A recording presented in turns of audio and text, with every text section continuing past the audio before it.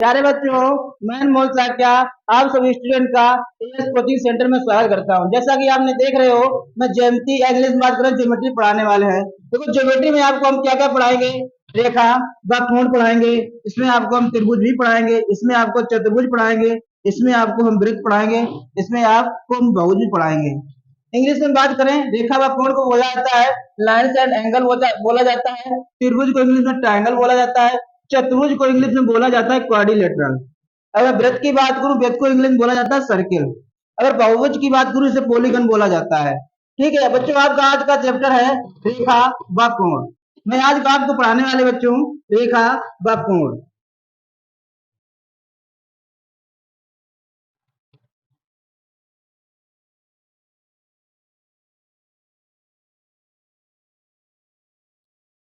इसमें आज पढ़ाने वाले हैं रेखा व कोण। तो देखो बच्चों, रेखा क्या होती है?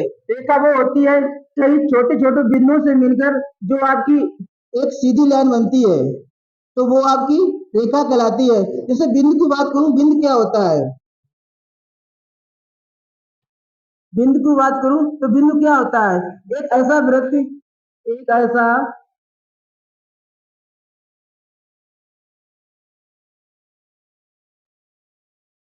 एक ऐसा वृत्त जिसकी जिसकी त्रिज्या जिसकी त्रिज्या शून्य हो, जिसकी त्रिज्या शून्य हो। ठीक है, जैसे कई छोटे छोटे कई पॉइंटों से मिलकर आपकी एक रेखा बनती है, या इसे बोलते हैं रेखाखंड भी बोल सकते हैं। ठीक है, बिंदु की बात करूं, बिंदु इंग्लिश में बोलते हैं पॉइंट। एक रेखा वृत्त की जिसकी त्रिज्या शून्य हो। जैसे एक ये आपका वृत्त होगा तो इसकी कुछ तो त्रिज्या होगी, इससे छोटा वृत्त होगा इसकी कुछ त्रिज्या होगी, जो सबसे लास्ट में छोटा वृत्त होगा इसकी कोई त्रिज्या नहीं होगी। ठीक है, इसे छोटे छोटे पॉइंट से मिलकर बनता है, वो आपका रेखा या रेखाखंड कहलाता है। इसके बाद बच्चों इसमें बात करेंगे हम अब कोण की। इसमें बच्चों अब हम बात करेंगे इसमें अब हम कोण की। इसमें बात करेंगे कोण में, तो कोण में क्या होता है? रेखाखंड रेखाखंड रेखाखंड बिंदु रेखाखंड बिंदु पर रेखाखंड बिंदु पर रेखाखंड बिंदु पर कुल कोण कुल कोण 360 डिग्री का होता है। रेखाखंड पर जो बिंदु होता है उस पर कोण 360 डिग्री का होता है। जैसे मान लो आपकी एक रेखा है, यहाँ पर अगर ये पॉइंट है तो पॉइंट की बात करूं, ये पूरा एंगल आपका 360 डिग्री का होगा। तो बच्चों ये आपका एंगल पूरे 360 डिग्री का होगा। जैसे मैं इसकी बात करूं, जैसे ये रेखा है, अगर इस पे ये एंगल बनाया जाए तो ये आप एंगल आपका हाफ एंगल 180 डिग्री का होता है। इसी के अगर नीचे की बात करूंगा तो नीचे भी 180 अंश का होता है। इन दोनों एंगलों को मिलाकर बच्चों 360 डिग्री का एंगल बनता है। दोनों मिलाकर तीन दोनों एंगल को मिलाकर ये 360 डिग्री का बनता है। जैसे मैं बच्चों यहाँ एंगल की बात करूं, आपसे सैनिक स्कूल में क्वेश्चन कैसे पूछा जाएगा, देखो प्रीवियस ईयर में आया हुआ क्वेश्चन है। जैसे देखो बच्चों, इसमें देखो मान लो ये 60 डिग्री का एंगल है।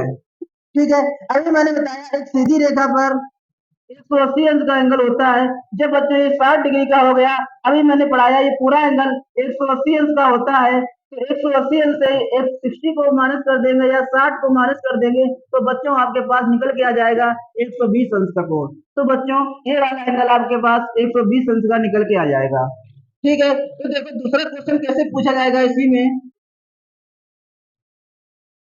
देखो दूसरा क्वेश्चन इसमें कैसे पूछा जाएगा।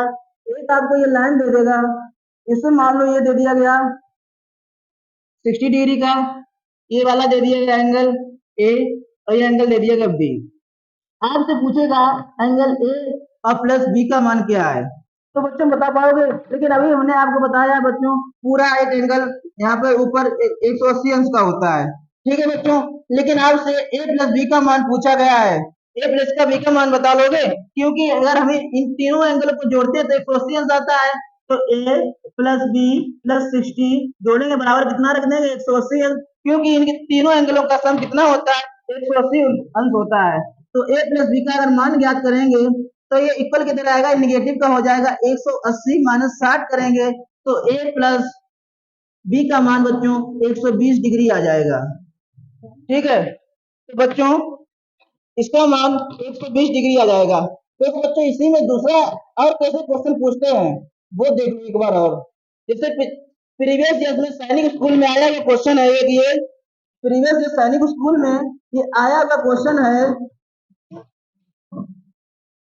ये एंगल 60 डिग्री का है और ये एंगल ये है, ये प्रीवियस आया हुआ है, ये वाला एंगल 60 डिग्री का है, तो ये वाला एंगल पूछा गया है। जैसे कि मैंने अभी बताया बच्चों, ये पूरा एंगल 180 अंश का होता है, ये पूरा एंगल 180 अंश का होता है। ये ए दिया गया है प्लस 60 दिया गया है, बराबर 180 अंश रखेंगे।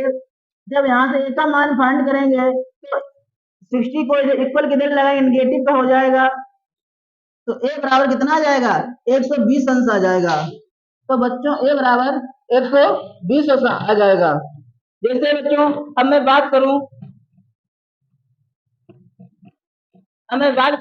इसमें बच्चों में आपको पढ़ाने वाले हैं प्रतिच्छेदी रेखाएं। इसमें आपको पढ़ाने वाले हैं प्रतिच्छेदी रेखाएं। देखो बच्चों प्रतिच्छेदी रेखाएं क्या होती हैं।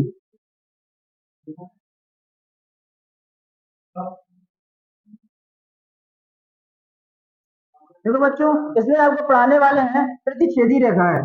देखो प्रतिच्छेदी रेखाएं वो होती हैं जो एक लाइन को दूसरे लाइन से काट देती हैं।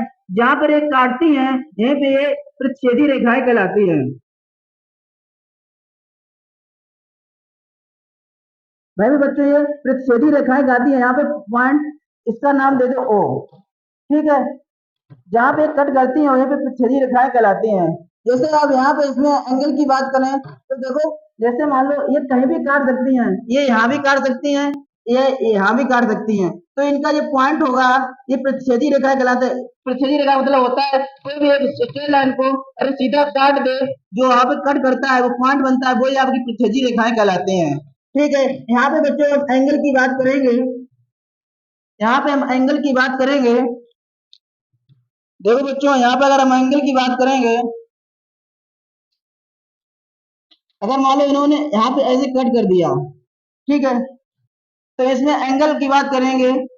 देखो तो सही में इनका होता है, इसमें अगर एंगल की बात करेंगे ये शीर्ष विमुख कोण होता है, इसे पढ़ा जाता है शीर्षा विमुख, शीर्षा विमुख कोण पढ़ा जाता है। शीर्षा विमुख कोण निकालेंगे तो कैसे निकालेंगे, तो बच्चों देखो इसके सामने वाला कोण इसके बराबर होता है, इसके सामने वाला कोण इसके बराबर होता है। मान लो अगर ये 60 अंश का है तो यही बच्चों 60 अंश का हो जाएगा। अगर मान लो बच्चों ये 120 अंश का है तो ये भी 120 अंश का हो जाएगा।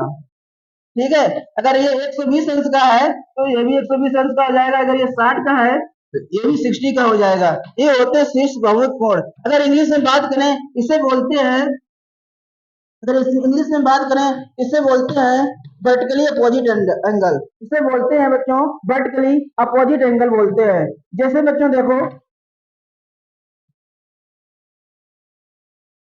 इसमें आपको क्वेश्चन दे देगा, ये एंगल है, ये एंगल ऐसे कट कर रहा है, तो यहाँ पे ओ पॉइंट है, जहाँ पे बच्चों कट करता है जहाँ छेद करता है वहां पे ओ पॉइंट आपका होता है। जैसे इसका नाम ले लो ए बी सी और डी। ठीक है बच्चों, मान लो आपको ये 60 डिग्री दे दिया गया और ये वाला एंगल और ये वाला एंगल आपसे पूछा गया, तो देखो बच्चों आपको एंगल बी ओ सी, एंगल डी ओ सी बराबर 60 डिग्री दे दिया गया। आपसे एंगल पूछा गया डी ओ बी, एंगल आपसे पूछा गया डी ओ बी, तो आपसे बच्चों एंगल पूछा गया डी ओ बी और दूसरा एंगल पूछा गया आपसे ए ओ बी, दूसरा एंगल इसी में पूछा जाएगा ए ओ बी। इसके बाद यहाँ से एंगल पूछ सकता है बी ओ सी, यहीं से एंगल पूछ सकता है बी ओ सी। ठीक है बच्चों। देखो देखो बच्चों, आपको एक एंगल दे दिया 60 डिग्री का, तो अभी आपको पढ़ाया हमने, कहा वर्टिकली अपोजिट एंगल इक्वल होते हैं, शीर्षा भौमिक कोण इक्वल होते हैं, आमने सामने के कोण अगर ये 60 का है तो ये भी 60 हो जाएगा। लेकिन बच्चों अभी हम आपको ये पढ़ा के आए कि एक रेखा पर, सीधी रेखा पर एंगल 180 अंश का होता है। अगर ये वाला 60 का हो गया तो बचा वाला एंगल कितने का हो जाएगा? ये बच्चों आपका 120 एंगल 120 डिग्री का हो जाएगा। तो इसके सामने वाला एंगल मैंने बताया था वर्टिकली अपोजिट एंगल होते हैं, शीर्षक कोण होते हैं, तो ये भी कितना हो जाएगा? ये भी 120 अंश का हो जाएगा। ये नवोदय सैनिक में पूछा हुआ क्वेश्चन है, ऐसे बच्चों क्वेश्चन आते हैं। ठीक है, ऐसे क्वेश्चन सीखने के लिए या ऐसे कॉन्सेप्ट सीखने के लिए आज ही जुड़िए इस कोचिंग सेंटर में। जैसे कि हमारे यहाँ नवोदय विद्या ज्ञान सैनिक स्कूल की कंप्लीट तैयारी कराई जाती है।